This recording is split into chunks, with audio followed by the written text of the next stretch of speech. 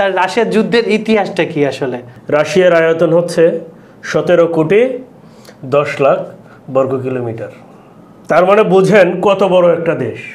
17.1 million বর্গ কিলোমিটারের এই রাশিয়ায় এক প্রান্ত থেকে আরেক প্রান্তের দূরত্ব হচ্ছে 9,000 কিলোমিটার, যা হচ্ছে যদি আপনি ট্রেনে পাড়ি দেন তাহলে সময় লাগে 1 সপ্তাহ। দুর্ধর্ষ যোদ্ধা নেপোলিয়ন বোনাপার্ট সে পারেনি হচ্ছে Adolf Hitler, Germany Adolf Hitler পারে নাই। হ্যাঁ, দ্বিতীয় বিশ্বযুদ্ধে ধ্বংস করতে পারেনি কেউ না, এবং প্রত্যেকের বাজেভাবে পরাজয় হয়েছে এই রাশিয়ায় যুদ্ধ করতে গিয়ে। নেপোলিয়ন বোনাপার্ট রাশিয়াকে আক্রমণ করে কত সনে? 1812 সনে। 1812 সনে তখনকার সময়ে 6,80,000 সৈন্য নিয়ে রাশিয়া আক্রমণ করে নেপোলিয়ন বোনাপার্ট তার ছিল কি কয়েক মাসের মধ্যে গোটা রাশিয়া দখল করবে। মজার বিষয় হচ্ছে কি, বিনা যুদ্ধে শেষকালে 50,000 সৈন্য নিয়ে